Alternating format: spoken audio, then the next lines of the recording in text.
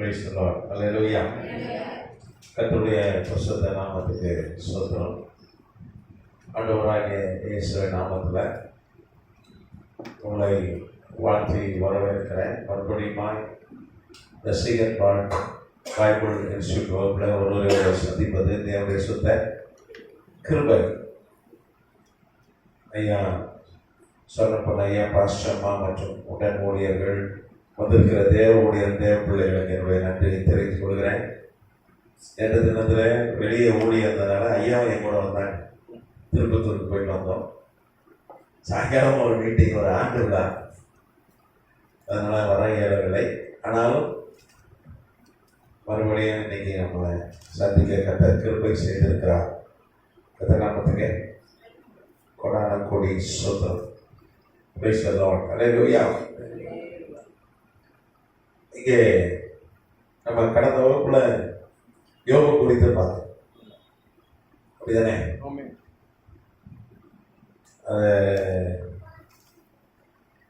முடிச்சிட்டோம்னு நினைக்கிறேன். யோகு பெரிய பணக்காரன். அவன் ஆடு மாடு ஒட்டகம் மாத்திரம் இல்லை, அவனுக்கு நிறைய வேற வசதி வாய்ப்பு இருந்தது. அவனுக்கு ஒரு இராணுவம் இருந்தது. அவன் ஒரு அரசன் ஸ்தானத்தில் இருந்தான் அப்படின்னா சொல்லி பார்த்தோம். ஓஃபீர் தங்கம் அவனுக்கு வந்தது. ஓஃபீர் இந்தியா, கேரளாவில் பூவாறு. அது எப்படி கிடைத்ததுன்னா, வரலாற்று பதிவுகள் என்ன சொல்லுதுன்னா, அவனுக்கு நிறைய ஒளிவ எண்ணெய் அவன் தயாரித்தான். ஆலிவ் ஆயில், ஒளிவ ஆலை வைத்திருந்தான். வேதம் சொல்லுது ஒளிவ எண்ணெய் அவன்கிட்ட ஆறா ஓடிச்சு. வரலாற்று குறிப்பு என்ன சொல்றது, அது இந்தியாவுக்கு அனுப்பினான். கப்பல் ஏற்றி வெளிநாடுகளில் வியாபாரம் பண்ணான். அதுக்கு பதிலாக அவன் என்ன பண்ணான், ஓஃபீர் தங்கத்தை பெற்றுக்கொண்டான் அப்படின்னு சொல்லி வேதத்தில் ஒரு வசனம் இருக்கு. வரலாறு அதான் சொல்லுது. இப்போ அவ்வளோ பெரிய ஆள் எல்லாத்தையும் வந்துட்டான். கர்த்தர் என்ன பண்ணார், அவனுக்கு 2 மடங்கு திரும்ப கொடுத்தார். ஹல்லேலூயா. ஆனால் உடனே சொன்னான், கர்த்தர் கொடுத்தார், கர்த்தர் எடுத்தார். கர்த்தர் நாமத்துக்கு கொடுக்கறதும் கர்த்தர் தான், எடுக்கிறதும் கர்த்தர் தான் அறிந்திருந்தான். இன்னொரு காரியத்தை அறிந்திருந்தான், தேவரீர் சகலத்தை செய்ய வல்லவர் என்பதை இப்பொழுது அறிந்திருக்கிறேன். நீங்க செய்ய நினைத்த காரியம் இந்த பிரச்சனைக்கு பிறகுதான் தெரிஞ்சிச்சு. தேவரீர் சகலத்தையும் செய்ய வல்லவர். நீங்க செய்ய நினைத்த காரியம் தடைப்படாது. அது வரைக்கும் அவன் நீதிமானா இருந்தா கூட அவனுக்கு அது தெரியாம இருந்தது. அப்ப இந்த பாடல்கள் மூலமா ஒரு காரியத்தை அவன் கற்றுக்கிட்டான்.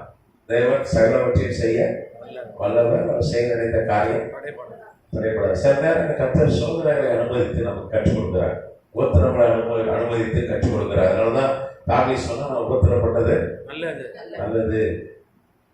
பாவம் செய்யாத காலத்துல தாவீது என்ன பண்ணான், வாலிப வயசுல, அதுவும் 27ல இருந்து 30 வயசு வரைக்கும் கொடிய உபத்திரம் அவனுக்கு. அதனாலதான் சொன்னா, நான் உபத்திரப்பட்டது நல்லது. நம்முடைய பிரமாணங்களை கற்றுக் கொடுக்கிறேன். ஆண்டவர் சில நேரம் தன்னுடைய பிரமாணங்களை கற்றுக் கொடுக்கிறதுக்கு உபத்திரத்தின் வழியை நடத்துகிறார். நம்மோடு பேசுகிறார், போதிக்கிறார். அது ஒரு பாயிண்ட். கற்றுக் கொடுக்கிறார். வேதம் சொல்லுது, ஆவியானவர் பரிசுத்த ஆவியானவர் சகலத்தையும் உங்களுக்கு போதிப்பார். போதிக்கிறார், பேசுகிறார். ஆனா அது போக ஊழியர்கள் வைத்திருக்கிறார் போதிக்கிறது என்கிற மாதிரி அப்படியே கற்றுக் கொடுக்கிறார். அது போக உபத்திரவம் என்கிற வழியாய், இந்த அனுபவங்கள் வழியா என்ன பண்றார், கற்றுக் கொடுக்கிறார். நிறைய காரியங்கள் வாழ்க்கை மூலமா நமக்கு ஆண்டவர் பண்றார், கற்றுக் கொடுக்கிறார். அலையில யோபுக்கு அப்படிதான் கற்றுக் கொடுத்தார். யோபு கற்றுக் கொடுத்தார்.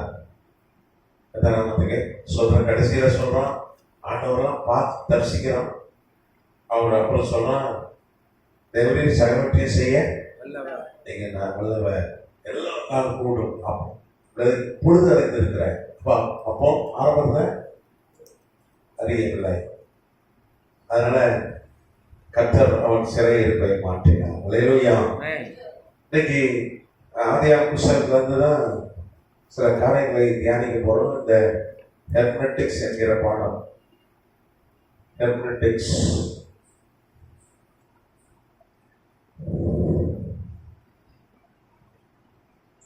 ஹெர்மெட்டிக்ஸ் அப்படின்னா என்னது?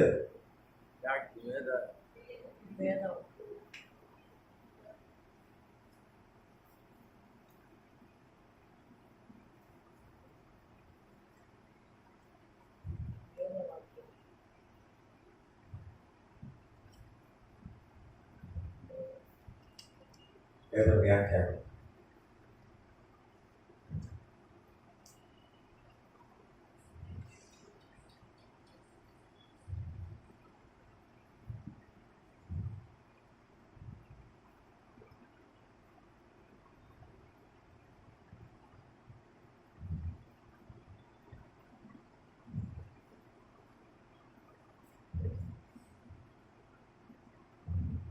ஹெர்மெட்டிக்ஸ் வேத வியாக்கியானம் வாசிக்கலாம். ஆதியாகமம்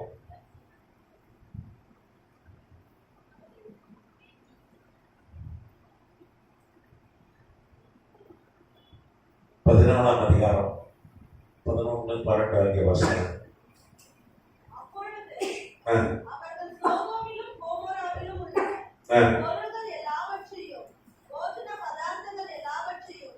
எடுத்துக்கொண்டு போய்விட்டார்கள்.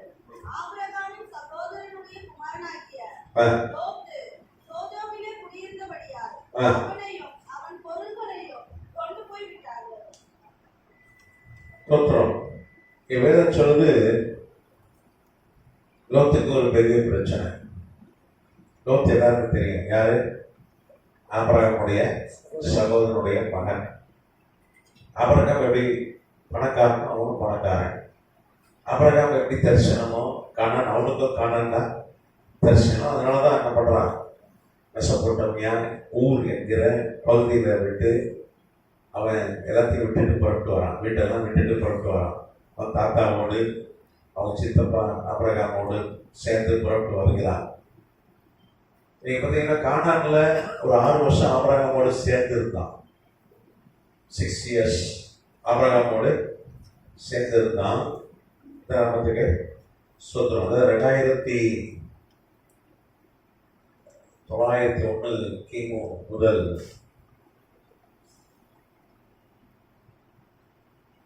2085 கிமு வரை எத்தனை வருஷம்? 6 ஆண்டுகள் கானான்ல காலடி எடுத்து வைத்த 6 ஆண்டுகள்.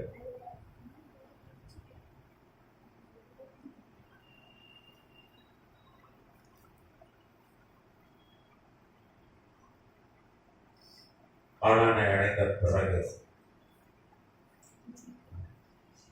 6 ஆண்டுகள் என்ன பண்றாங்க? சித்தப்பாவோடு இருக்கிறான், அவரோடு இருக்கிறான். அப்புறம் பெத்தேல் வருகிறார்கள். பெத்தேல் வந்த போது அவங்க ஒரு பிரச்சனை உண்டாகிறது. என்ன பிரச்சனை? லோத்துடைய வேலைக்காரங்களுக்கும் ஆபிரகாமுடைய வேலைக்காரங்களுக்கும் பிரச்சனை வருது. ஏராளமான ஆயிரக்கணக்கான வேலைக்காரங்க இருக்கிறாங்க. நான் சொன்னேன் எவ்வளவு ஆடு மாடு இருந்ததுன்னு சொன்னேன். இந்த பக்கம் சோழிநல்லூர் ஆரம்பித்து இந்த பக்கம் மேடவாக்கம் கூட்டுறோட தாண்டிலாம் அவ்வளோ. அதுக்கப்புறம் இந்த பக்கம் அப்படியே பார்த்தீங்கன்னா இந்த சத்தியபாமா காலேஜெல்லாம் தாண்டி நாங்களூர் அதெல்லாம் தாண்டி அவ்வளவும் பகுதி ஃபுல்லாக ஆடு மாடு ஒட்டகம் வைத்திருந்தான். ரொம்ப பெரிய பணக்காரர்கள். இப்போ இவங்களுக்குள்ள பிரச்சனை வந்தவுடனே ஆபிரகாம் கூப்பிட்டு சொல்றான். ஆபிரகாமுக்கு 81 வயசு. இந்த காலகட்டத்தில் 2085 கிமுல அவங்க என்ன பண்ணிக்கிறாங்க? பாக பிரிவினை பண்ணிக்கிறாங்க.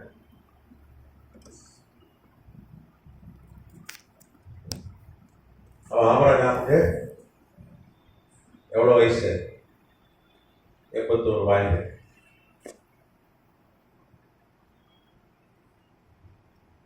வரலாற்று ஆசிரியர் என்ன சொல்றாங்க? அப்போ லோத்துக்கு ஒரு சுமார் 45 வயது என்று சொல்கிறார்கள்.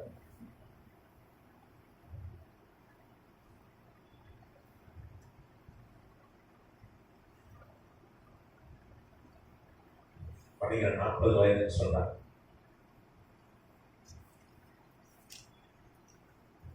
லோத்துக்கு எத்தனை வயசு? சுமார் 40 வயது. அப்ப 40 வயசு லோத்தும் அவருக்கு 81 வயசு. ஆபிரகாம் ஒன்றாக இருக்கிறார்கள். பாதி வயசு வித்தியாசம். ஒன்றாக இருக்கிறார்கள். பிரச்சனை வந்த உடனே ஆபிரகாம் கூட்டு சொல்றாங்க, நம்ம டீசெண்டா சண்டை போடாம பிரிஞ்சிடலாம். போன வகுப்புல பார்த்தோமோ இந்த பாகப்பிரிவினைலாம் இல்லை பார்க்கல. சரி, ரீசெண்டா பிரிஞ்சிடலாம்னு சொல்லிட்டு நீ என்ன எடுத்துக்கிறீங்களோ அது போக மிச்சத்தை எனக்கு கொடு. நீங்க பார்த்தீங்கன்னா ஆதியாகமம் 13ஆம் அதிகாரம் 9, 10 ஆகிய வசனங்கள். அதின் பின்பு ஆபிரகாம் புறப்பட்டு தெற்கே பிரயாணம் பண்ணிக்கொண்டு போனான். அத்தேசத்திலே பஞ்சம் உண்டாயிற்று. 13ஆம் அதிகாரமா? இந்த தேசம் எல்லாம் இந்த தேசம் எல்லாம் பூமி இருக்கிறது அல்லவா? நீ என்னை விட்டு பிரிந்து போகலாம்.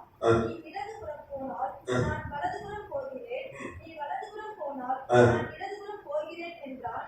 அப்பொழுது லோத்து கர்த்தரை ஏறெடுத்து பார்த்து யோர்தான் நதிக்கு அருகான சம பூமி முழுவதையும் நீர்வளம் பொருத்தி இருக்கத்தக்கதாக கண்டான். கர்த்தர் சோதோமையும் கோமோராவையும் அழிக்கும் முன்னே சேவாருக்கு போ வழிபட்டும் அது கர்த்தருடைய தோட்டத்தை போலவும்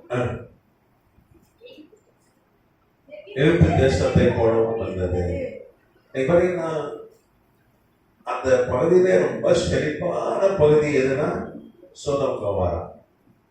சோவார் வரைக்கும், சோதம் குமாரிலிருந்து சோவார் வரைக்கும் பயங்கர செழிப்பு. அது எப்படி இருந்ததுன்னா கர்த்தருடைய தோட்டம் போல இருந்தது. கர்த்தருடைய தோட்டம் என்னது? ஏதேன் தோட்டம். நீங்க பாத்தீங்கன்னா ஆதியாகமத்தில் சொல்லப்பட்டிருக்க ஏதேன் தோட்டத்தை குறித்து நான் ஏதேன் தோட்டத்தை குறித்து ஒரு தனி கிளாஸ் எடுக்கிறேன். சரியா? இருந்தாலும் உங்களுக்கு ஒரு ஹிண்ட் நான் சொல்றேன். நீங்க பாத்தீங்கன்னா ஆண்டவர் எத்தனை ஆறு அங்க ஓடிச்சு ஏதேன்ல? 4 ஆறு. கரெக்டா? என்னென்ன ஆறு ஓடிச்சு? முதலாம் ஆற்றுக்கு பைசோன், 2வது ஆறு கிகோன், 3ஆம் ஆறு இதக்கே, 4வது ஆறு ஐபிராத். இந்த 4 ஆறுகளும் ஓடினதுனால ஏதேன் தோட்டம் ஆச்சு. அவ்வளவு செழிப்பா இருந்தது. பொதுவா தண்ணீர் ஆதாரம் இருந்தா அந்த பகுதி எப்படி இருக்கும்? டெல்டா மாவட்டம், தஞ்சாவூர் சொல்றோமே, தென்னிந்தியாவின் நெற்களஞ்சியம், அதிக விளைச்சல் அங்கதான். அது காரணம் என்ன? காவேரி என்னாது? பொன்னி நதி, காவேரி நதி எனப்படுது, அங்கே ஓடுகிறது. அதனாலதான் அவ்வளவு செழிப்பு. பஞ்சாபை ஏன் ரொம்ப செழிப்பான ஒரு மாநிலம் என்று சொல்றாங்க. 5 நதிகள் ஓடுகிறது. கரெக்டா? நம்ம சென்னையில எத்தனை நதி ஓடுது? 2 நதி ஓடுது. ஒரு நதி கூவ நதி, இன்னொரு நதி இருக்குது கொசஸ்தல, இன்னொரு ஆறு ஓடுது. 3 ஆறு. ஆனா 3 ஆறுலையும் ஓடி ஒரு பிரயோஜனம் இல்லை. ஏன்? நம்மளால தண்ணீர் என்ன பண்ணிட்டான்? எல்லாம் டேரேஜை மட்டும் கனெக்ஷன் கொடுத்துட்டான். தண்ணிலாம் கட்டி போச்சு.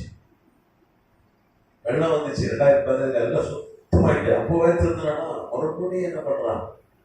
அவன் வீட்டு அழுக்கெல்லாம் அங்கதான் கொண்டு போயிடுறான். அரசாங்கம் என்னதான் நண்டர் ட்ரைனேஜ் கொடுத்தாலும் அவன் என்ன பண்றான்? அவன் அழுக்கெல்லாம் அங்கதான் கொண்டு போய் விடுறான். ஒரு காலத்துல இதெல்லாம் எப்படி இருந்தது தெரியுமா? ஒரு 75 ஆண்டுகளுக்கு முன்னாடி நல்லா தண்ணி ஓடிச்சிங்க. மனிதன் ஆறுகளை அடிக்கிறவனா இருக்கிறான். மனிதன் ஆறுகளை என்ன பண்றான்? அடிக்கிறான். ஆனா கர்த்தர் ஆறுகளை நான் உண்டாக்குறேன்னு சொல்றார். அவர் 4 ஆறு போட்டதுனால ஏதேன் தோட்டம் எப்படி இருந்தது? அதே போல செழிப்பு. அந்த அளவுக்கு செழிப்பான பூமி தான் சோதம் குமாரா. அப்போ ஒரு எங்க அங்க அவ்வளவு செழிப்பு இருந்தது. அதை சிறந்ததை இவன் எடுத்துக்கொண்டான். எச்சிறந்த இந்த பூமியை யார்கிட்ட கொடுத்துட்டான்? ஆபரகம் கொடுத்துட்டான். ஆபரகம் விட்டு கொடுத்தான். பொதுவா ஒரு குடும்பத்துல பாகப்பிரிவினை பண்ணும்போது பெரியவங்க தான் முடிவெடுப்பாங்க. முடிவெடுத்து நான் இதை எடுத்துக்கிறேன், சின்னவங்களுக்கு என்ன பண்ணுவாங்க? அவங்க இப்படி கொடுப்பாங்க. இன்னைக்கு பார்த்தீங்கன்னா லேண்டு கூட ரோட்டுக்கு ஒரு பகுதி, அந்த பக்கம் ஒரு லேண்ட் இருக்குன்னா முன்பகுதியை பெரியவங்க எடுத்துக்கிட்டு பின்பகுதியை சின்னவங்க கொடுப்பாங்க. அது ஒரு மரபு. அதுவும் இந்த கிழக்கு குத்திரர்களுடைய பழக்கம், கிழக்கு தேசம் பழக்கம் என்னன்னா மூத்த மகனுக்கு 2 பாகம், இளையவனுக்கு 1 பாகம். நீங்க ஏசா பேரன், அவனுடைய பேரனுக்கு 2 பாகம், யாக்கோபுக்கு 1 பாகம். அதனாலதான் என்ன பண்ணான், ஏசா மாதிரி நேசம் போட்டு வந்து அது சொத்தை அடைஞ்சான். அவன் அந்த பழக்கம் அந்த குடும்பத்துல இருந்தது. இருந்ததா இல்லையா? அப்படி ஒரு பழக்கம் உள்ள ஒரு குடும்பம். ஆனா அவர்கள் என்ன பண்றான், லோத்தை ரொம்ப நேசிச்சான். அப்பா இல்லாத பிள்ளை, ஏன்னா லோத்துடைய தந்தையார் சின்ன வயசுல மறிச்சு போயிருந்தார். ஆனா நம்ம அண்ணன் மகன் அப்பா இல்லை, சொந்த மகனால நினைச்சு வச்சிருந்தான். ஆனா அண்ணன் மகன் என்ன பண்றாங்க, முதுகுல என்ன பண்றான், குத்துறான். எத்தனை வயசுன்னு சொன்னாங்க லோத்துக்கு? 40 வயசு. 40 வயசு. அவர் 81 வயசு பெரியவர். 4 பேர் சொல்லியிருப்பான், உன்னை மாதிரி ஓடி ஆடி உடைக்க முடியாது, உனக்கு வயசு இருக்கியா, நீ சம்பாதிச்சுக்கலாம்யா. சமமா காய்ச்சி போனதுல பாதியம், செழிப்பா இருக்கிறதுல பாதியம் பிரிச்சா கூட நியாயம். நீ முழு செழிப்பையும் என்ன பண்ணுற, எடுத்துட்டு போயிடுற. அப்போ விட்டு கொடுத்தான், அவரகம் விட்டு கொடுத்தான். அதனாலதான் கர்த்தர் அவனுக்கு தரிசனமாகி பேசுகிறார். கர்த்தராமத்துக்கு சொல்றோம். நீங்க ஆதியாகமம் 13:15 வாசிச்சீங்கன்னா, ஆபிரகாம் ஆதியாகமம் 13:15-17 வரைக்கும். 15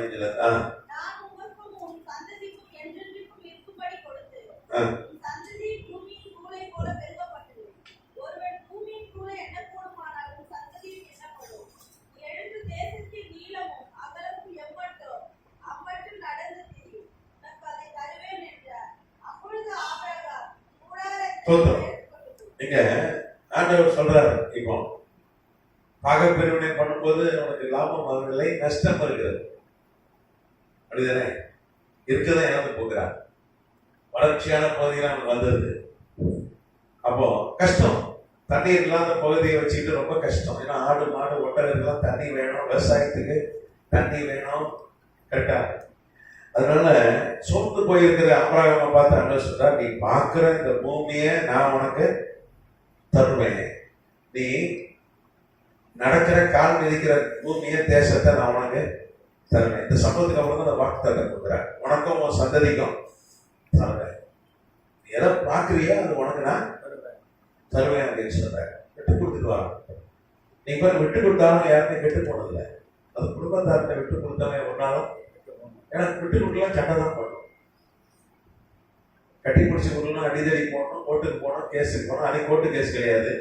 இன்னைக்கு ஒரு கேஸை போட்டான்னு வைங்க, 3 தலைமுறை ஆகும் முடிகிறது. முடியாது. 3 தலைமுறை கோர்ட்டுக்கு போறது லேண்ட் விஷயத்துல நமக்கு தீர்ப்பு ரொம்ப லேட்டா வரும் நம்ம தேசத்துல. ஒரு உதாரணத்துக்கு நான் கேஸ் போனேன்னா என் பேரங்காலத்துல தான் தீர்ப்பு வரும். அவனுக்கே தெரியாது, அப்படியா எங்க தாத்தா ஒரு கேஸ் போட்டு போயிட்டான் அப்படிதான். அது கூட தொடர்ந்து நடத்தினாதான், நடத்தாம விட்டாங்க ஆயிடும், அது கூட எக்ஸ்பார்ட்டி ஆயிடும், விட்டுலாமும் போயிடும். வழக்குன்னு அடிச்சு போடணும் நிறைய பேர். ஆனா ஆபிரகாம் விட்டு கொடுத்துட்டான். சரி பரவாயில்லப்பா, காஞ்சியது ஓட தான் நான் எடுத்துக்கிறேன், நீ நல்லதை எடுத்து நீ நல்லா இரு மகனே நோத்து அப்படின்னு அனுப்பிச்சு விட்டான். நான் ஆண்டவர் பார்த்துட்டு இருந்தாரு. ஆபிரகாம் தரிசனமாய் சொன்னாரு, இந்த 81 வயசுக்கு ஆபிரகாம், இன்னையில இருந்து நான் சொல்றேன்ப்பா, நீ எதெல்லாம் பார்க்கிறேன் அதை கொடுப்பேன். அப்படிதானே? நீ என்னதான் பார்க்கிற, குட்டி பாப்பா குழந்தைங்க எதெல்லாம் பார்க்கறது கொடுப்போம். அது பேச தெரியாத காலம் வரைக்கும். பேச ஆரம்பிச்சுன்னா அது கேட்கறதெல்லாம் கொடுக்க மாட்டோம். ஏதாவது பார்த்தா வேணுமா அந்தா அப்படின்னு கொடுப்போம். பார்த்துருக்கீங்களா? குட்டி குழந்தையா இருக்கும்போது 2 வயசுக்கு மேல யாரும் கொடுக்கறதே கிடையாது. அதுவும் அது ஒரு பாம்பை பார்க்கறதுனா குடிச்சு கொடுத்துட மாட்டோம். ஒரு தேவை பார்க்கறதுன்னா என்ன பண்ண மாட்டோம், நல்ல விஷயம் ஏதாவது பார்த்துச்சுன்னா கொடுப்போம். அப்படிதானே? உண்டா இல்லையா? அப்ப அந்த குழந்தை மாதிரி ஒரு டாப்ல சிகரெட் குடிச்சிட்டு இருக்கோம், சிகரெட்டே பார்த்தோம், பாப்பா உனக்கு சிகரெட் வேணுமா அந்த வா அப்படின்னு வாயில வைக்க மாட்டோம். அப்படிதானே? அதே மாதிரி ஆண்டவர் ஆபிரகாம் சொன்னாரப்பா, நான் உன் தகப்பேன், உன்னை லோத்தோட முதல்ல குத்திட்டு போயிடலாம், நீ பிள்ளை மாதிரி வளர்த்த, ஆனா என் நல்ல பகத்தை எடுத்துட்டு போயிட்டான். நான் என்ன பண்றேன், உன் தகப்பன் இனிமே நீ என்னெல்லாம் பாக்குறியோ அதெல்லாம் நான் உனக்கு தருவேன்னு சொன்னேன். நீ பாக்குறதெல்லாம் தருவேன். அதான் ஒருத்தர் கேட்டாரு. அப்போ பேங்க் கேஷியர் தான் பெரிய பணக்காரனா இருக்கும். ஏன்னா டெய்லி கோடிக்கணக்கான ரூபாய் பார்க்கறாரு. அதை என்ன பண்றாரு? அவர் கையிலான மற்றவங்களுக்கு கொடுக்காரு. ஆனா வேதம் சொல்லி பிறர் பொருளை இச்சையா திருப்பாய். அவர் பொருள் கிடையாது. கரெக்ட் தானே? அவர் பொருள் கிடையாது. நீங்க பாத்தீங்கன்னா இந்த பார்க்கறத நான் கொடுப்பேன்ற ஆசீர்வாதம் ஆபிரகாம் மாத்திரம் இல்ல, ஆபிரகாமின் சந்ததியாகிய நமக்கும் அந்த ஆண்டவர் வாக்களித்திருக்கிறார். நாம் யாரு? ஆபிரகாமின் சந்ததி. அவருக்கு சந்ததியே இல்லையா? அதுக்கு ஒரு வசனத்தை நான் காப்பி கொடுத்து நான் அடுத்த பாட்டுக்கு போயிடுறேன். சும்மா டச் பண்ணிட்டு தான் போறேன். நீங்க கலாத்தியர் 3 அதிகாரம் 29 வசனம். கலாத்தியர் 3:29.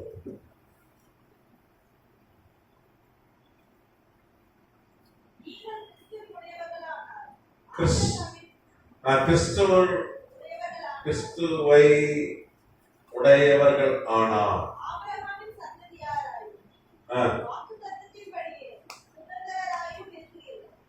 நம்ம யாரு? ஆபிரகாம் சந்ததி. ஒரு அழகே சொல்லுமா? நம்மளாம் யாரு? ஆபிரகாமுடைய சந்ததி. அப்படிதானே? நம்மளாம் யாரு? ஆபிரகாமுடைய சந்ததி. அவருக்கு ஆண்டவர் கொடுத்த வாக்குதான் நமக்கு சொந்தம். அவருடைய சொத்துக்கள் நமக்கு சொந்தம் அப்படின்னு. ஏன்னா அழகா சொல்லுது, அவருடைய சுதந்திரத்திலே நமக்கு பங்கு இருக்கிறது, சொத்துலயே நமக்கு பங்கு இருக்கு. எந்த ஆபிரகாம? அதுக்கு கூட ஒரு ஆபிரகாம ஒருத்தர் இருப்பார், அவர் சொத்து எனக்கு பங்கு இருக்கு கேட்டாதீங்க. நான் சொல்றது அந்த ஆபிரகாம் பைபிள்ல இருக்கிற ஒரு 4000 வருஷத்துக்கு முன்னாடி வாழ்ந்தாலும் பெரிய பொண்ணுக்காரன். 5 லட்சம் கிலோ தங்கின ஆபிரகாம் குறித்து சொன்னேன்னு நினைக்கிறேன். 5 லட்சம் கிலோ. அது எப்போ சொன்னேன்? ஆபிரகாம் குறித்து பார்க்க சொன்னா சொல்லல. சரி, அப்போ அதுல நமக்கு பங்கு இருக்கு. ஆபிரகாம் தங்கத்துல, நிலத்துல, சொத்துல பங்கு இருக்கு. காரணம் யாரு? நம்ம ஆபிரகாமுடைய சந்ததி. அவனுக்கு இருக்கிற ஆசீர்வாதங்கள்லாம் நமக்கு சொந்தம். எல்லாருக்கும் ஆண்டவர் கொடுப்பேன்னு சொன்னாங்க. ஆபிரகாம் பார்க்கறதெல்லாம் கொடுப்பா, அவன் சந்ததி பார்க்கறதெல்லாம் கொடுப்பானா? நம்ம பார்க்கறதே என்ன பண்ணுவார்? கொடுப்பார். ஒரு நம்ம ஆபிரகாம் நல்லா 81 வயசுல ஆபிரகாம் நினைச்சு கூட பார்த்துருக்க மாட்டான். அந்த லோத்து பையன் இப்படி கறி பூசிட்டு போவான்னு எதிர்பார்த்திருக்க மாட்டான். அப்படி ஒரு சூழ்நிலை இருந்தாலும் ஆண்டவர் நம்ம மாட்டார், நம்ம கைவிட மாட்டார். நம்ம பார்க்கறதெல்லாம் கொடுப்பார். நம்ம பார்க்கறதெல்லாம் அவர் கொடுப்பார். எத்தனாமத்துக்கு சுத்திரம். நீங்க பாத்தீங்கன்னா இந்த மதுரை மாவட்டத்துல ஒரு குடும்பம், மதுரை மாவட்டத்துல அங்க பாத்தீங்கன்னா ஒரு பையன் 6 பசங்க, ஆம்பளை பசங்க, அதாவது மணிக்கல 7 பசங்க. ஒரு மூத்த மனைவிக்கு ஒரு பையன் பிறந்தான். அதுக்கப்புறம் அவன் இறந்து போன பிறகு அந்த நபர் வேற ஒரு பெண்ணை திருமணம் பண்ணி 6 பிள்ளைகள் பிறந்தார்கள். எத்தனாமத்துக்கு சுதந்திரம். அப்போ இவர் ஒரு விவசாயி, நிறைய நிலம் இருந்தது, அதுல போய் வேலை செய்வார்.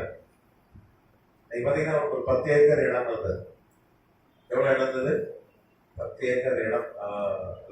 16 ஏக்கர் இடம் இருந்தது. 16 ஏக்கர் இடம் இருந்தது. அது நல்ல விவசாயம் நடக்கும். இந்த பையன் இப்போ பிறந்தவனே இறந்துருச்சு. அம்மா மூத்த பையன். அவனை வளர்க்கறதுக்கே முக்கியமா என்ன பண்ணாரு? ஒரு பெண்ணை திருமணம் செய்தார். ஆனா சித்திக்காரி என்ன பண்ண? கொடுமை. சித்திக்காரி நல்லா பார்த்தாண்டது குறைவுதான், பெரும்பாலும் கொடுமை தான். கரெக்ட் தானே? அவன் கொடுமை. அதுக்கப்புறம் இந்த பையன் பெருசானா, அதுக்கப்புறம் 6 பிள்ளைகள் பிறந்துச்சு இந்த அம்மாவுக்கு, சித்திக்கு. நான் சொல்றது புரியுதா? 2ஆம் தரம் மனைவிக்கு 6 பிள்ளைகள் பிறந்தது. இவரை படிக்கவே விடல. இவரை போட்டு விவசாய வேலை வாங்கிட்டாங்க. நம்ம படிக்கவே விடல. ஆனா தான் பெற்ற பிள்ளைகள் 6 பிள்ளைகளை நல்லா படிக்க வச்சு அதுக்கு உழைச்சி கொண்டது யாரு? இந்த பையன், இந்த மூத்த தரத்து பையன். இந்த பையன் தான் அவங்க அப்பா கூட சேர்ந்து உழைச்சி தம்பி மாமா நல்லா படிக்க வச்சு, அப்புறம் அவங்க அப்பா சாகும்போது ஒரு உயிரை இல்லாம சேர்ந்து போயிட்டாரு. அதுதான் ஒரு குறிப்பிட்ட வயசுல இருக்கும்போது சொத்து இருந்தா கரெக்டா என்ன பண்ணிடணும், ஒரு வெத்து பேப்பர்லயாவது எழுதணும். அதுக்கு 10 பேப்பர் கூட அவசியம் இல்லை. ஒரு பேப்பர் எடுத்து எனக்கு பிறகு இதெல்லாம் என்னன்னா அது பிரச்சனைலாம் பண்ணலாம். சிலவங்க நினைப்பான் 90 வயசான உயிர் எழுதாத கேஸ்லாம் இருக்கு. கேட்டா இன்னும் நான் ஒரு 10 வருஷம் வாழ்வேன். எங்க ஆசை யார விட்டுச்சு? எஸ்ஐகே ராஜா பார்த்து ஆண்டவர் சொன்னாரு, ஆமா கரெக்டா, அவனை பார்த்து சொன்னாரு, நீ முதல்ல வீட்டை ஒழுங்குபடுத்த, உனக்கு பிறகு யார் ராஜா, உன் சொத்துக்களுக்குலாம் யார் வாரிசு, அதை கொஞ்சம் எழுதிடு அப்படின்னா. கரெக்டா, சிலர்லாம் எழுதவே மாட்டாங்க. கட்சியில் அவன் 4 பிள்ளை 3 பிள்ளை ஒருத்த அறுவலை எடுத்து வெட்டிப்பான் சொத்துக்காக. இதை ஒழுங்கா எழுதிட்டு போன சண்டை வராதுல்ல. பிள்ளைங்க ஒன்றுமே இருப்பாங்க, நாளைக்கு திட்டுவான், அறிவு கட்டவன் நீ எழுதி வச்சுட்டு போயிட்டான்னு திட்டுவான். ஆனா அவன் ஒற்றுமையா இருப்பான். கரெக்ட் தானே? உண்டா இல்லையா? சம பங்கு கொடுத்தாலும் சண்டை வரும் சில வீட்டுல. ஆமா, சொத்து இருக்கிற வீட்டுல சண்டைக்கு பஞ்சமே இல்லை. பாசத்துக்கு ரொம்ப பஞ்சம். பாசம் கீழே என்ன வேணாலும் கேட்பான். அப்படி ஆயிரம் சொத்து, நிறைய சொத்து சேர்த்து, ஆனா குறைய எல்லாம் கொடுத்துட்டா சண்டை வராது. ஏன்னா அப்பனை ஏசுவான், இந்த ஆள் இப்படி எழுதி வச்சுட்டு போயிட்டான் அப்படின்னு திட்டுவான். இந்த போட்டோ வேணா ஓட்டு உடைப்பான், இந்த வாழ் போட்டோ வைக்க கூடாது உடைப்பான் அவனுடைய. ஆனா ஒற்றுமையா இருந்துக்கும். இங்க செத்து போனவொடனே எல்லாம் படிச்சிருக்காங்க, நல்லா நல்லா படிச்சுட்டாங்க பசங்களாம். நீங்க பாத்தீங்கன்னா நல்ல பட்ட படிப்பு முடித்து விட்டார்கள், நல்ல உத்தியோகத்தை வந்து விட்டார்கள். ஆனா அண்ணங்காரன் விவசாயம் பண்ணிட்டே இருக்கான். எல்லாம் பட்டணத்துல செட்டில் ஆயிட்டாங்க. எவ்வாட்டு விவசாயம் பண்ணி எல்லாம் கொடுத்துட்டு இருக்கான் அண்ணங்காரன் தம்பிகளுக்கு. இன்னும் அந்த சித்திக்காரி உயிரோடு இருக்கிறார். அப்பா செத்து போயிடுறாரு. செத்தவொடனே எல்லாம் வராங்க, பாக பிரிவினை பண்றாங்க. நல்லதெல்லாம் இந்த சித்திக்காரி என்ன பண்றா, தான் பிள்ளைகளுக்கு எழுதிட்டான். ஒரே ஒரு 2 ஏக்கர் பூமி, அது விவசாயம் பண்ண ஃபுல்லா பாறை, ஃபுல்லா கற்பாறை. அந்த கற்பாறை இடத்த எங்களுக்கு கொடுத்தாங்க. எப்படி லோத்து ஆபராகம் கொடுத்த மாதிரி. எங்களுக்கு விவசாயம் இல்லை. அந்த அதே கிராமத்துல அதே ஊர்ல விவசாய கூலியா போயிட்டாரு. விவசாய கூலியா போயிட்டாரு. அதுக்கப்புறம் சென்னை வேலை விவசாயம் போயிட்டு விட்டதுனால ஒரு செக்யூரிட்டியா வந்துட்டார். பெட்ரோல் பங்க்கு சென்னைக்கு வந்துட்டார். பெட்ரோல் பங்க்கு இங்க சென்னை வந்ததுல கண்ணீரோடு தான் வந்தாங்க. கண்ணீரோடு வந்தாங்க, வச்சிக்கப்பட்டாங்க. ஏன்னா விவசாயம் பண்ண தோட்டா என்ன வருது, வாரம் வருது. அப்போ சென்னை வந்த இடத்துல கத்தநாமத்துக்கு ஸ்தோத்திரம், அவர்கள் ஒரு சபைக்கு போக ஆரம்பித்தார்கள். அவங்க வீட்டு பக்கத்திலே ஒரு சபை இருந்தது. அங்கே ஊழியம் செய்து அங்கே சபைக்கு போக ஆரம்பித்தார்கள். ஆண்டவரை ஏற்றுக்கொண்டார்கள். கத்தநாமத்துக்கு ஸ்தோத்திரம். இது ஆபிரகாம் சரித்திரத்தை தான் பாஸ்டர் சொன்னார், நீங்க கவலைப்படாதீங்க, நீங்க விட்டு கொடுத்தீங்க, நீங்க கெட்டு போக மாட்டீங்க. ஆபிரகாம் விட்டு கொடுத்தா கர்த்தர் அப்படியே அவங்களை தேற்றி கொண்டார்கள். இங்கதான் இருந்தார்கள். கத்தநாமத்துக்கு ஸ்தோத்திரம். அப்போ அந்த பெட்ரோல் பங்க்ல பணியாற்றும் போது அந்த முதலாளி கிட்ட அவருக்கு நல்ல பெயர் கிடைத்தது. இப்போ முதலாளி கேட்டார், இவருடைய கதையை கேட்டார். நீங்க ஒரு விவசாயின்னு சொல்றீங்க, ஏன் வந்தீங்க, விவசாயம் பண்ண வேண்டியதுன்னு. அவர் கதையெல்லாம் சொன்னோன்னே முதலாளி என்ன ஒரே பாறையா இருக்குங்க, ஏன்னா விவசாயம் பண்ண முடியல அப்படின்னா. அவருக்கு ஒரு நண்பர் இருந்தார். அவர் பார்த்தீங்கன்னா ஒரு மெட்ரலாஜிக்கல் இன்ஜினியர். அதாவது கனிம வளங்களை அதை ஆய்வு செய்கிற ஒரு விஞ்ஞான ஒரு இன்ஜினியர். அவரை கூப்பிட்டு போனார். அங்க இந்த பாறையெல்லாம் வெட்டி எடுத்து சாம்பிள் எடுத்து அது என்னது, கிரானைட் கல். சாதாரண பாறையில் அது என்னது, கிரானைட். உடனே அவர் சொன்னார், ஓ இருக்கிறது பொன்பிளை பூமியாது, அதுல இருக்க பாறையெல்லாம் வெட்டி வித்தாங்க. ஒரு 80 கோடி ரூபாய் வரைக்கும் இது வரைக்கும் வித்துருக்காங்க. எவ்வளவு வித்துருக்காங்க? ஒரு 85 கோடி 80 கோடி வித்துருக்காங்க. இருக்கு. இன்னைக்கு சொந்தமா பெட்ரோல் பங்க் வச்சிருக்காரு. அந்த ஊர்ல இருக்க நிலத்துல வாங்கிட்டு இன்னைக்கு டிஃபெண்டர் கார்ல போற. டிஃபெண்டர்னா ரொம்ப காஸ்ட்லி கார். இப்படிதான் கர்த்தர் விட்டு கொடுத்தா என்ன போனார், ஆசீர்வதிப்பார். அப்படிதான் ஆபிரகாமி ஆசீர்வாதம் 81 வயசா நீ சொல்ல நீ விட்டு கொடுத்தால இன்னும் பார்க்கறதுதான் உனக்கு சொந்தம் அப்படின்ட்டார். நமக்கும் ஏன்னா ஆபிரகாம் சந்தை நம்ம என்னதான் பார்க்கிறோம் நமக்கு சொந்தம். உடனே சொல்லுமா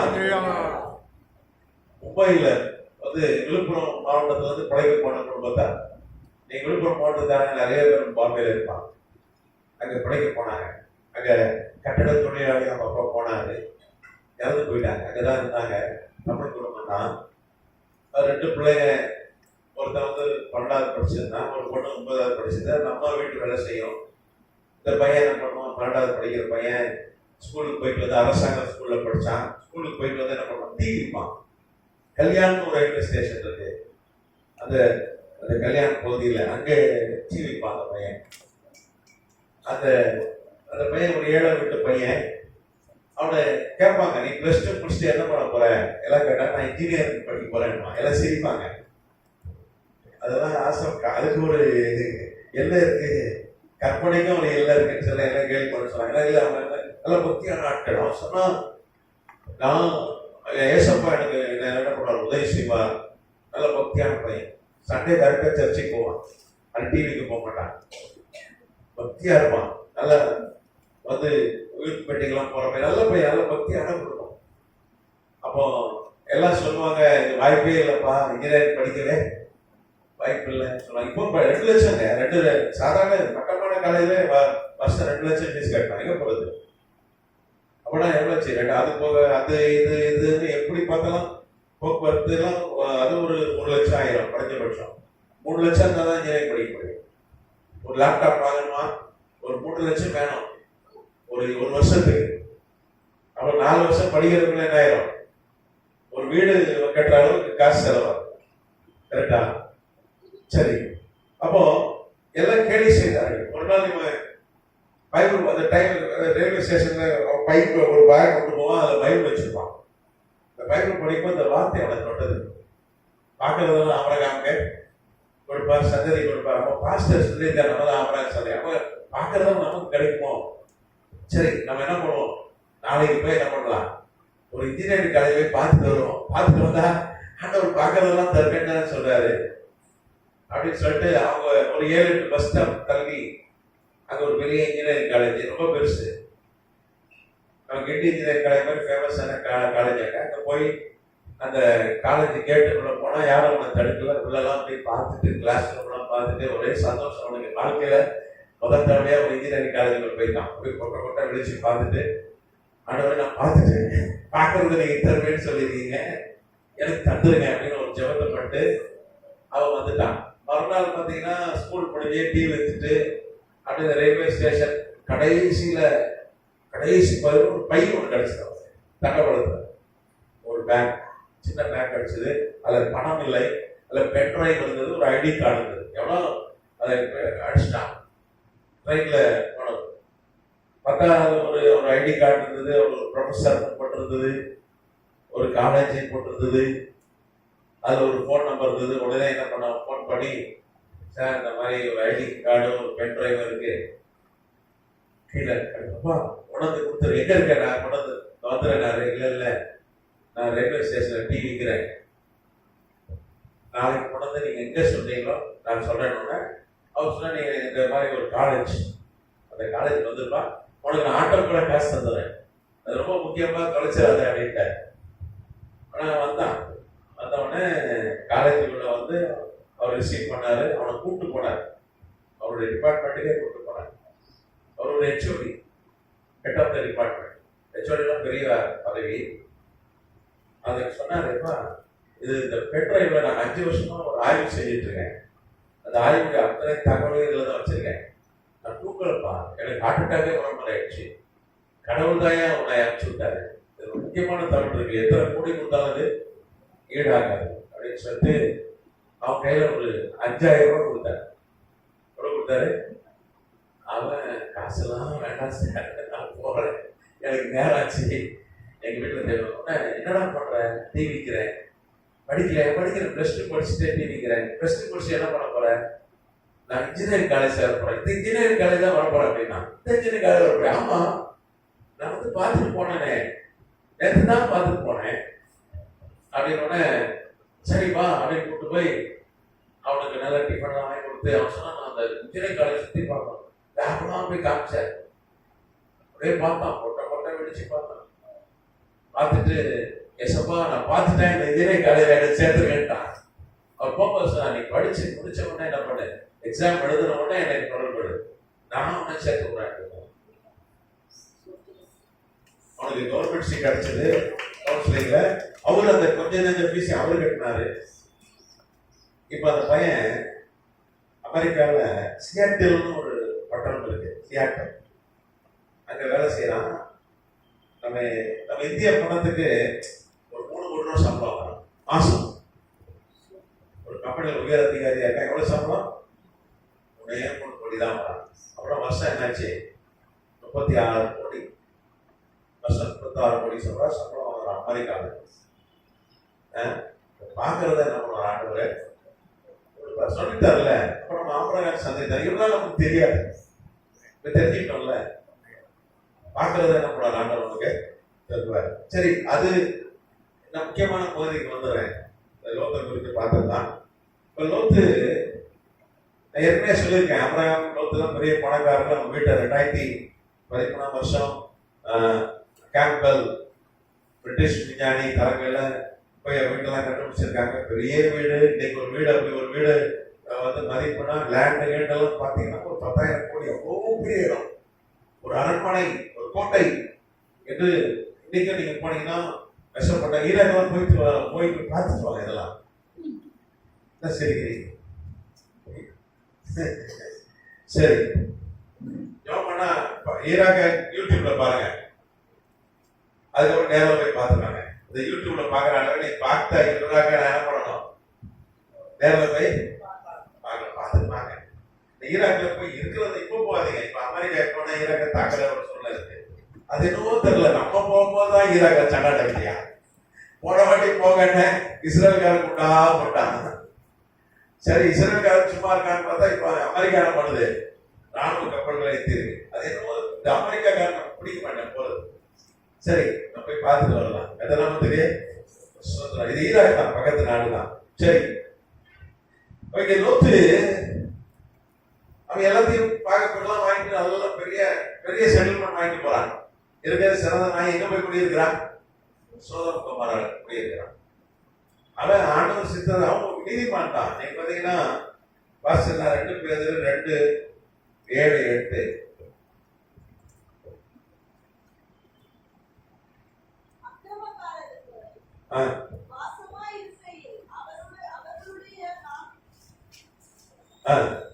கரெக்ட் தான், வாசிங்க. பேதுரு 2.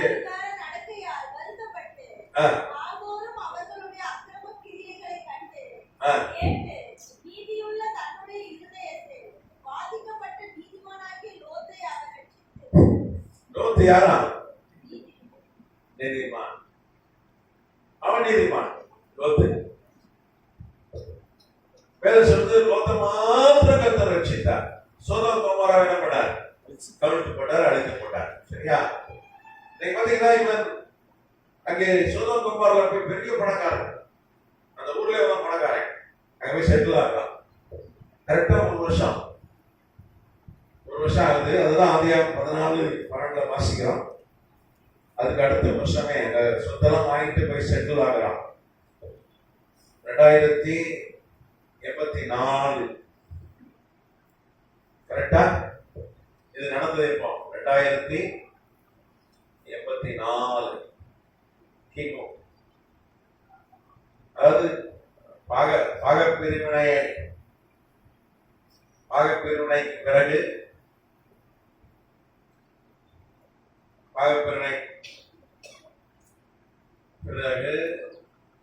ஒரு ஆண்டு ஆயிடுச்சு.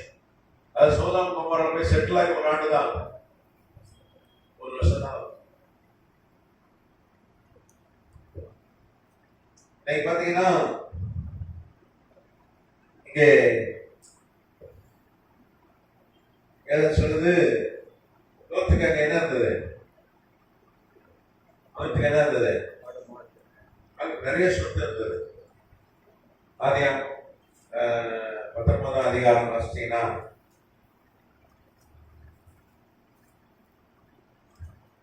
ரோட்டுக்கு பெரிய வீடு இருந்தது. நீங்க பாத்தீங்கன்னா 6ஆம் வசனம், ஆதியாகமம் 19:6. அப்பொழுது லோத்து வாசலுக்கு வெளியே வந்து வாசலுக்கு வெளியே வந்து தனக்கு பின்னாலே கதவை பூட்டி தன் பின்னாலே கதவை பூட்டி. அவரிடத்தில் போய் ஆமா, சரி, அவங்க வாசல் இருந்தது, கதவு இருந்தது, கரெக்டா? ஓகே. நீங்க 3ஆம் வசனம், ஆதியாகமம் 19:3. அவன் அவர்களை மிகவும் வருந்தி கேட்டுக்கொண்டான். அப்பொழுது அவனிடத்தில் திரும்பி அவன் வீட்டில பிரவேசித்தார்கள். அவன் அப்பங்களை புளிப்பில் அப்பங்களை சுட்டு அவர்களுக்கு விருந்து பண்றான். கதநாமத்துக்கு சுதந்திரம். அவர் லோத்துக்கு ஒரு பில்டிங் வீடு இருந்தது, கதவு தான் இருந்தது. ஆனா ஆபிரகாம் வந்து ஒரு கூடாரவாசி, எல்லாத்தையும் கொண்டு போயிட்டாங்க. என்ன பண்ணிட்டான்? அப்புறம் கூடாரவாசி தானே, கூடாரவாசி தான். ஆபிரகாமுக்கு வீடு இல்லை. அதுக்கப்புறம் பிறகு ஆசீர்வதிச்சார். நீங்க ஆதியாகமம் 24ஆம் அதிகாரத்தில் பார்த்தீங்கன்னா 35ஆம் வசனம், ஆதியாகமம் 24:35 வாசிங்கன்னா பிறகு ஆசீர்வதிச்சார். பார்க்கறதெல்லாம் கொடுத்தார். பெரிய செல்வசீமானாய் கர்த்தர் ஆசீர்வதித்தார். ஆனா அக்கூடாரத்துல தான் இருந்தான், அக்கூடாரம் வாசியா தான் இருந்தான். ஏன்னா ஈசாக்கு கல்யாணம் ஆகும்போது வேதம் சொல்லுது அவன் கூடாரத்துல தான் தங்கியிருந்தான் என்று வேதம் சொல்லுது. கர்த்தர் அப்பதான் எலியேசர் சொல்றான், எஜமானர் பெரிய பணக்காரர், ராஜாக்கள்லாம் நம்ம ஒப்பந்தம் போட்டிருக்காங்க. நம்ம எப்ப பார்த்தா வெறுமையாய் ஆண்டவர் இவன் என்னை அனுப்பிட்டான் அப்ப பார்த்தோம் அவன் எவ்வளவு பெரிய பணக்காரன். லோத்து கொண்டு போயிட்டான். ஆனா கர்த்தர் நம்மடாரு மற்றதெல்லாம் கொடுத்து மிகப்பெரிய பணக்காரனை ஆசீர்வதிச்சார். காரணம் அவன் விட்டு கொடுத்தான். உறவுக்குள்ள விட்டு கொடுத்ததுனால அவன் கெட்டு போகிற ஆசீர்வதிக்கப்பட்டான். பார்த்ததெல்லாம் கர்த்தர் கொடுத்தார். சரி, அதுக்கு இடிச்சவளை ஏமாலையா இருக்கக்கூடாது, விட்டு கொடுக்கலாம். அதுக்குன்னு ஏமாலையா இருக்கக்கூடாது. ஏமாலையா இருப்பது என்பது வேறு, விட்டு கொடுப்பது என்பது வேறு. சரி, அது வேற, அதை புரிஞ்சுக்கிடுங்க. விட்டு கொடுக்க சொல்லியிருக்காரு, அது வேற. ஏமாலையா இடிச்சவளையா இருக்கக்கூடாது, அது வேறு. விட்டு கொடுப்பது என்பது வேறு. சரி, இப்போ லோத்துக்கு வீடு இருக்கிறது. அப்போ அங்க செட்டில் ஆயிட்டான். அங்க போய் ஒரு வீடு வாங்கிட்டான். ஒரு வருஷத்துல ஒரு பெரிய அரண்மனை, பெரிய பணக்காரன்ல அரண்மனை மாதிரி வீடு வாங்கிட்டான். சோதகுமார்ல நல்ல வெல் செட்டில். ஒரு வருஷம் ஆச்சு. நீங்க பார்த்தீங்கன்னா ஒரு பெரிய ஆபத்து வருகிறது. என்ன ஆபத்து? அதான் வாஸ்தவம். ஆதியாகமம் 14:11-12. நீங்க பாத்தீங்கன்னா அவர்கள் சோதோமிலே கொமோராவிலே பொருள்கள் எல்லாவற்றையும், போஜன பதார்த்தங்கள் எல்லாவற்றையும் எடுத்துக்கொண்டு போய்விட்டார்கள். ஆபிரகாமின் சகோதரனுடைய குமாரனாகிய லோத்து சோதோமிலே குடியிருந்தபடியா அவனையும் அவன் பொருட்களையும் கொண்டு போய்விட்டார்கள். ஒரே வருஷத்துல இழந்துட்டான் சொத்தை. அவ்வளவு சதி பண்ணி, விட்டு கொடுக்காம, நேர்மையா நடக்காம, சித்தப்பனை ஏமாத்தி, அப்படிதானே சிறந்ததை கொடுப்பிட்டான். ஆனா அனுபவிச்சானா? கரெக்டா 3 வருஷம் தான் அனுபவிச்சான். அதுக்குள்ள என்னாச்சுன்னா சோதோம் கொமோரா மீது ஒரு போர் வருகிறது. நீங்க ஆதியாகமம் 14ஆம் அதிகாரம் 1ஆம் வசனம், சினையாரின் ராஜா, அப்புறம் ஏலாசாரின் ராஜா, ஏலாமின் ராஜா, இந்த கெதர்லாகோமர் தலைமையில அவங்க என்ன பண்றாங்க? போர் செய்கிறார்கள், யுத்தம் பிடிக்கிறது. அப்புறம் சோதோம் கொமோரா ராஜா என்ன பண்றான்? கூட சில அரசர்களை சேர்த்துக் கொள்கிறான். இவங்க 5 அரசர்கள் கூட்டணி. அவர்கள் நீங்க பாத்தீங்கன்னா 4 அரசர்கள் கூட்டணி, கரெக்டா? 4 அரசர்கள் கூட்டணி, 5 ராஜாக்களுக்கு போர் நடக்கிறது. 4 ராஜாக்கள் என்ன பண்றாங்க? 5 ராஜாக்கள் யுத்தம் பண்றாங்க. சோதோம் கொமோராக்காக 5 ராஜாக்கள் யுத்தம் பண்றாங்க. 4 ராஜாக்கள் எதிராக வராங்க. அது யார் தலைமையில? கெதர்லாகோமர் தலைமையில. இப்ப என்ன நடக்குது? போர்ல சோதோம் கொமோரா அரசனும் அவரோடு சேர்ந்த 5 அரசரும் தோற்று போகிறார்கள். 4 அரசர்களை 5 அரசர்களை ஜெயிக்க முடியல. 4 பெருசா 5 பெருசா? 5 தான் பெருசு, இதுதானே? ஆனா 5ஆல 4 ஜெயிக்க முடியல. அவர்கள் தோற்று போகிறார்கள். உடனே நாட்டை பிடிக்கிறாங்க. கெதர்லாகோமர் அவனும் அவனை சார்ந்த அரசர்களும் சோதோம் கோமோரா பிடிச்சதாக அங்க இருக்கிற லோத்தையும் மனைவி தூக்கி போயிடறாங்க, எல்லாத்தையும் தூக்கி போயிடறாங்க, செல்வங்கள்லாம் போயிடுது. எவ்வளவு காலத்துல? ஒரு ஆண்டு, ஒரு வருஷம் தாங்க இருந்துச்சான். நீதியா நேரம் பிரிக்கல கட்டண மேலையா சொல்லுங்க. டவுட்ல இருந்தா நம்ம பைபிள் தான், உங்க பைபிள் தான். ஒரு வருஷம் தான், ஒரு வருஷத்துல ஒரு பெரிய ஆபத்து வந்து எல்லாம் போயிடுது. ஆனா நீதிமான் தான் எல்லாம் போயிடுது. அப்ப நீதிமானுக்கு ஆபத்து வருது, எல்லாம் போயிடுது. அப்புறம் கர்த்தர் மனம் இறங்குதா, ஆபிரகாம் வரான், ஒரு பெரிய போர் நடக்கிறது, எல்லாவற்றையும் ஆண்டவர் பண்றாரு, மீட்டுக் கொடுக்கிறார். நீங்க பாத்தீங்கன்னா ஆதியாகமம் 14:16 சகல பொருட்களையும் திருப்பி கொண்டு வந்தான். தன் சகோதரனாகிய லோத்தையும் அவனுடைய பொருட்களையும் ஸ்திரீகளையும் ஜனங்களையும் திருப்பி கொண்டு வந்தான். 22ஆம் வசனம், அதற்கு ஆபிரகாம் சோதோமின் ராஜா பார்த்து, ஆபிரகாமை ஐஸ்வர்யமாக்கினேன் என்று நீ சொல்லாதபடிக்கு நான் ஒரு சரட்டையாகி பாதரட்சையாகி வாரையாகி உண்டான யாதொன்றையாக எடுத்துக்கொள்ளேன் என்றான். ஒரு கொட்டாங்குச்சி விடாம எல்லாத்தையும் போயிட்டான். சரட்டை கொட்டாங்குச்சி, கொட்டாங்குச்சி கூட மிஸ் பண்ணல, எல்லாத்தையும் அருகு போன செல்வரை கொண்டு வந்துட்டான். கத்தர் வீட்டு கொடுத்தார். கத்தர் பணம் இறங்கினார், வீட்டு கொடுத்தார். இப்போ ஒழுங்கா இருக்கணும்ல, நீதிமான் தான். நீங்க பாத்தீங்கன்னா ஆதியாகம புத்தகத்துல ஆபிரகாம் ரொம்ப நேசிச்சான். ஏமாத்திட்டு போனா கூட ரொம்ப நேசிச்சான். நீங்க பாத்தீங்கன்னா ஆதியாகமம் 18ஆம் அதிகாரம் 32ஆம் வசனம், ஆதியாகமம் 18:32 வாசிங்க. அப்பொழுது அவர், ஆண்டவருக்கு கோபம் வராதிருப்பதாக, நான் இன்னும் இந்த ஒரு விசை மாத்திரம் பேசுகிறேன். 10 நீதிமான்கள் அங்கே காணப்பட்டாரோ என்றார். அதற்கு அவர், 10 நீதிமான்கள் நிமித்தம் அதை அழிப்பதில்லை என்றார். ஆண்டவர் பாருங்க, ஆபிரகாம் சொல்றாருப்பா, சோதோம் கோமோரா அழிக்க போறேன். பாவம் ரொம்ப பெருகி போச்சு, ரொம்ப பாவம் பெருகிச்சு. இன்னைக்கு பாவம் பெருனா கர்த்தர் என்ன பண்ணுவார், கொஞ்சம் தவணை கொடுப்பார். ஏற்கனவே ஒரு பெரிய ஆபத்து வீட்டு கொண்டார், ஒரு அடி கொடுத்தாரு. 4 ராஜாக்களை வைத்து ஒரு அடி கொடுத்தாரு, லோத்துக்கும் ஒரு அடி கொடுத்தாரு. அப்புறம் திருப்பி அவங்களை காப்பாற்றி விட்டுட்டாரு.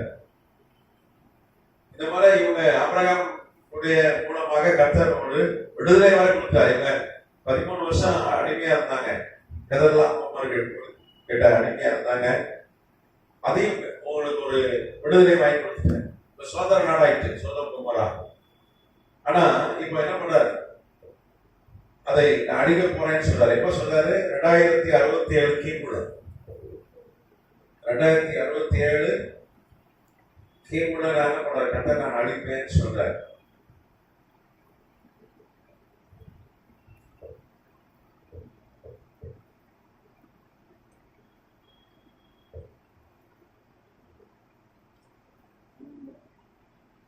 பதினெட்டாம் அதிகாரத்துல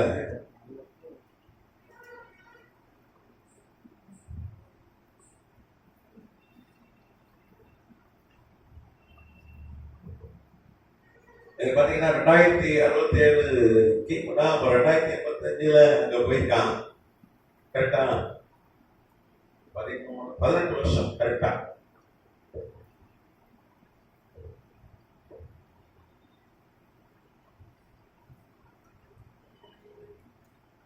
சோதோம்ல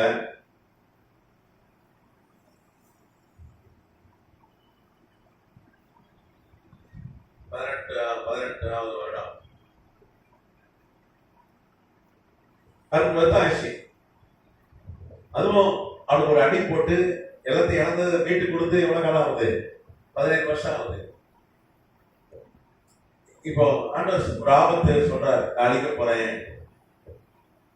அழிக்க போறேன்னா யாரையும் சேர்த்து அழிப்பாரு? லோத்து குடும்பம் ஆஸ்தி எல்லாம் போகுது. ஆபிரகாம் என்ன பண்றான், திறப்பின் வாசல் ஜாம் பண்றான். ஆனா எவ்வளவு நல்லவன் பாருங்க ஆபிரகாம். ஏமாத்திட்டு போன ஒரு பையன், அவனுக்காக ரிஸ்க் எடுத்து போய் யுத்தம் பண்ணி அவனுக்கு மீட்டு கொடுக்குறான். இப்ப திரும்ப ஒரு ஆபத்து வருது, போய் ஜாம் பண்றான். ஆண்டவர்கிட்ட ஜாம் பண்றான், அழிக்க போனேன்டார். அன்றாட ஜெபம் பண்றாங்க. நீங்க நீங்க ஆதியாகமம் 18ஆம் அதிகாரம் முழுக்க வாசிங்கன்னா நீங்க பாத்தீங்கன்னா ஒன்னா கேட்கிறான், ஆண்டவர் 100 நீதிமான் இருந்தா 50 நீதிமான் இருந்தா அதுக்கப்புறம் 40 கேட்டு கேட்டு கடைசியா சொல்றான், ஆண்டவரே கோபப்படாதீங்க, ஒரே ஒரு வாட்டி கேட்டுறேன், 10 நீதிமான் தான் அழிப்பீங்களா? 10 நீதிமான் தான் சொந்தமா அழிக்க மாட்டேன்ற ஒரு கணக்கு போட்டிருப்பாங்க. நம்ம லோத்து நீதிமான், அவனும் தரிசனம் பெற்று வந்தான், தரிசனம் பெற்று தான் காணானுக்கு வந்தான். அப்போ காப்பாத்திடுவாரு, சோதம் அழிக்கப்படாது. ஏன் அப்படி ஒரு கணக்கு போட்டிருப்பான்?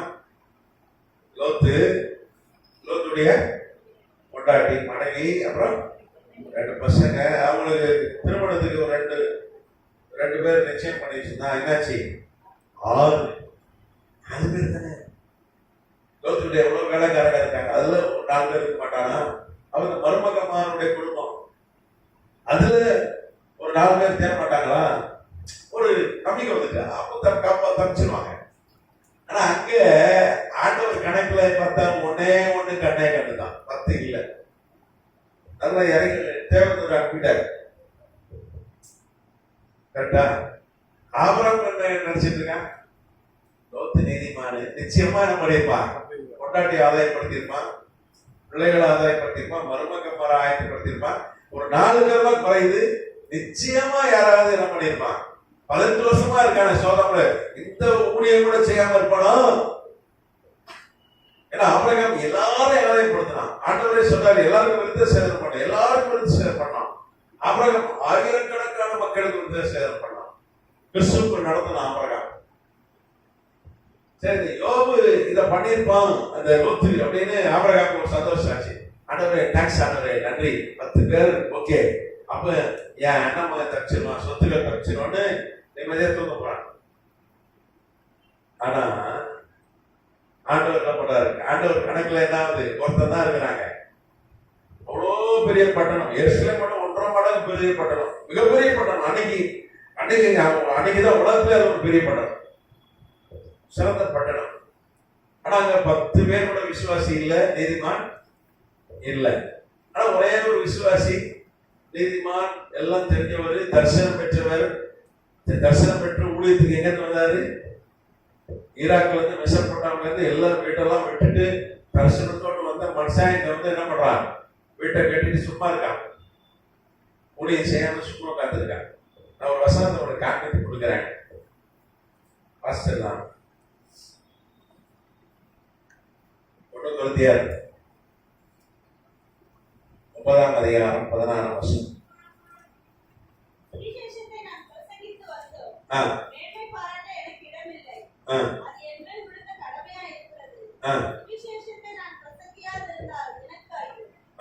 என்ன பொருள்? சுவிசேஷம் சொல்லலன்னா சொல்லவில்லை விட்டா என்னது? ஐயோ ஐயோ ஐயோ, ஆபத்து.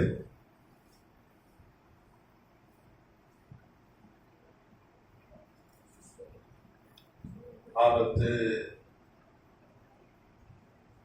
அழிவு.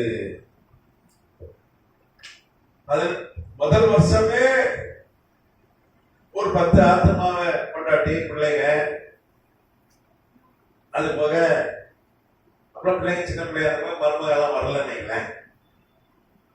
அது போக வேலையாட்கள் எவ்வளவு பேர் இருந்தாங்க, ஆதாயப்படுத்திக்கலாம். சரி, ஆதாயப்படுத்தல, ஒரு ஆபத்து வருது, கர்த்தர் காப்பாத்தி விடுறாரு, எல்லாம் திருப்பி மீட்டு கொடுக்குறாரு. அப்பா திருந்தானா? சுவிசேஷம் சொன்னானா? எல்லாம் 17 வருஷம் நல்லா உட்கார்ந்து ஜாலியா இருந்தான். ஆனா அவன் நீதிமான் தான், அவன் பாவம் செய்யல, அவன் நீதிமான் தான். ஆனா பொண்டாட்டியை கூட ரட்சிக்கப்படலையா? பூத்தலாம் மாறிட்டால உடனே அழிஞ்சாலும் இல்லையா? இன்னைக்கு கூட அந்த பூத்தோடு இன்னைக்கு கூட இருக்கு. அந்த பூத்தோடு எங்க இருக்குன்னா, எதனாமத்துக்கு சுதந்திரம், அந்த பில்லர் ஆஃப் சால்ட் இன்னைக்கு இருக்கு. மவுண்ட் செடம் அப்படி இந்த சவக்கடல் பக்கத்துல மவுண்ட் செடம் எழுதி போறேன்.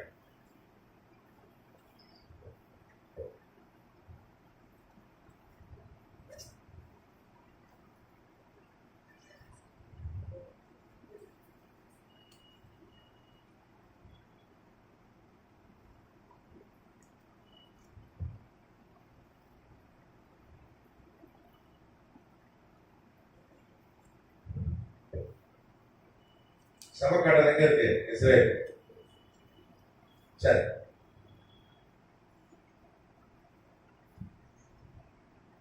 இன்னைக்கு அந்த புது விட்டுட்டு அதுக்குள்ள கிடக்கா?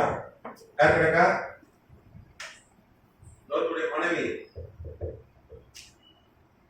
லோத்து மனைவியை கூட காப்பாத்தி தான் கொண்டு வந்தாரு ஆண்டவர். கரெக்டா?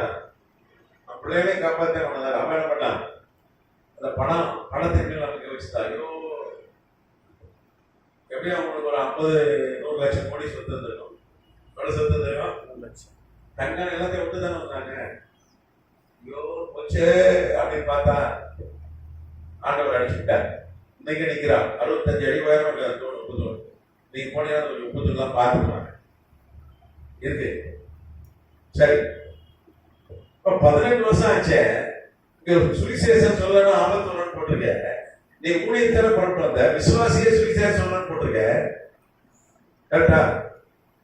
ஊழியக்காரன் தான் ஊழியம் செய்யல. பொருந்து சபை கருதப்பட்டது. அது பொருந்து சபை பார்த்தீங்கன்னா 4 வருஷம் ஆன சபை. கிபி 50ல ஆரம்பிக்கப்பட்ட சபை. 50 AD குழந்தையாரு பாத்தீங்கன்னா இது எப்போ எழுதுறாங்கன்னா 54 AD கிபியில. யார் எழுதுறா? பவுல்.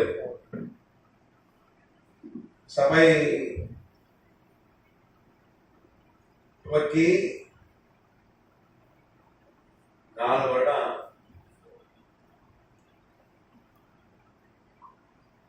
ஆன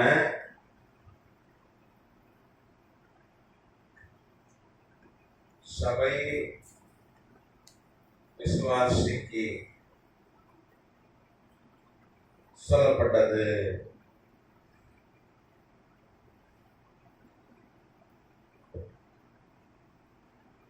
கேட்டா மொத்தம் 4 வருஷம் தான் விசுவாசி. சொல்லுவோம் 20 வருஷம் ஆச்சு ரட்சிக்கப்பட்டு 30 வருஷம் ஆச்சு. ஆனா 4 வருஷம் ஆயிட்டாலே என்ன பண்ணுமா? 4 வருஷம் தான் டைம் வரும் விசுவாசி. அதுக்கப்புறம் சுவிசேஷம் சொல்ல ஆரம்பிச்சாரு. ஆண்டவரை ஏற்றுக்கொண்டு 4 வருஷம் ஆயிட்டா, ஒரு குழந்தை 4 வயசு ஆயிடுச்சுன்னா ஸ்கூல்ல சேர்த்துடல இல்லையா? ஒரு 3 வயசான ஸ்கூல்ல சேர்த்துட்டீங்களா? 4 வயசான குழந்தைய வீட்டுல தொட்டில சாட்டணும். ஆரிராரோ தூங்கு காட்டணும்னா எப்பவும் தூக்கி வச்சிருக்காரு அம்மாக்காரி. 4 வயசான கொண்டு போய் போடுறோம் ஸ்கூல்ல போறோம்ல. அதே மாதிரி ஆண்டவர் 4 வருஷம் தான் ஒரு விசுவாசிக்கு கொஞ்சம் செல்லம் என்ன கொடுப்பாரு. அதுக்கப்புறம் கையில பெரம்பு எடுத்துருவாரு. சுவிசேஷம் சொல்லலைன்னா குழந்தை 4 வயசுல அனுப்பிடிக்க ஸ்கூல் போக மாட்டேன்னா அம்மாக்கார என்ன பண்ணலாம்? பெண்ணை அடிச்சுடுவான். என் மகனெல்லாம் 3 வயசுல இருந்து அடி பெரியவனுக்கு அடிச்சு கொண்டு ஸ்கூல்ல விட்டு வந்து வீட்டுல வந்து என்னுடைய மனைவி அழுவான். ஐயோ அடிச்சு விட்டேன் வயசு குழந்தை. அன்னைக்கு அடிச்சதுனால தான் இன்னைக்கு இவ்வளவு படிச்சு இவ்வளவு பெரிய உத்தியோகத்துல இருக்கிறான். ஒரு வாரம் இங்க இருக்கிறான், ஒரு நாள் வேற ஏதாவது நாட்டுல இருக்கான், அடுத்த வாரம் இங்க இருக்கிறான், இன்னொரு வேற நாட்டுல இருக்கான். அதனால அன்னைக்கு அடிச்சு ஸ்கூல்ல கொண்டு விட்டதுனாலதான். கரெக்டா? என் பிள்ளை அழுதுன்னா ஸ்கூலுக்கு போகாத அதெல்லாம் என்ன நீங்க பார்த்துருக்கீங்க. கரெக்டா? என் சொந்தக்கார பையன் ஒருத்தருக்கான் 4வது வரைக்கும் தான் போனான். அவனை நிப்பாட்டாங்க. ஏன்னா அழுகுறான். இப்ப அவனுக்கு எவ்வளவு வயசு ஆச்சு? 47 வயசு ஆகும். 4th ஸ்டாண்டர்ட் தான். நல்ல வசதியான வீட்டு பாய்க்கான். அப்படிதான் ஆயிரும். ஒன்றும் புரோஜனம் இல்லை. விளையாம தான் இருக்கான். விளையாம போயிட்டான்.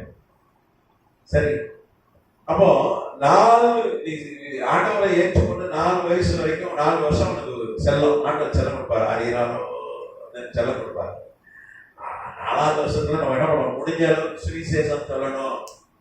ஒரு சண்டே ஸ்கூல் எடுக்கணும், வாங்க சபைக்கு வாங்க, ஒரு ட்ராக் கொடுக்கணும், ஏதோ ஒரு ஊழியம் மைக்க பிடிச்சி மேலே ஏறி எல்லாருக்கும் இல்லை அந்த வாய்ப்பு.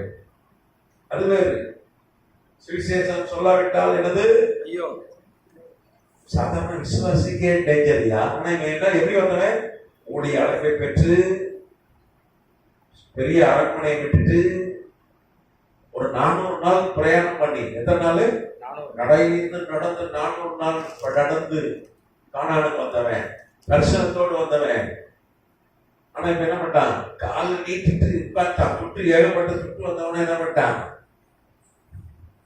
முன்னாடியே கூட ஆதாயப்படுத்திக்கலையா? 2 பிள்ளைகளை ஆதாயப்படுத்திக்கல, மருமகனை ஆதாயப்படுத்திக்கல. அந்த வாசகம், அந்த வாசனத்தை ஆதியாகமம் 19ஆம் அதிகாரம் 14ஆம் வசனம்.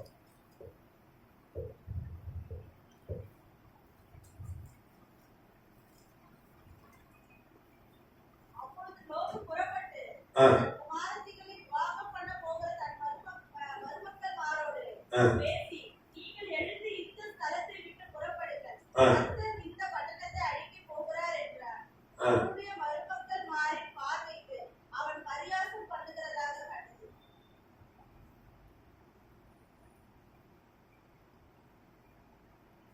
இங்கே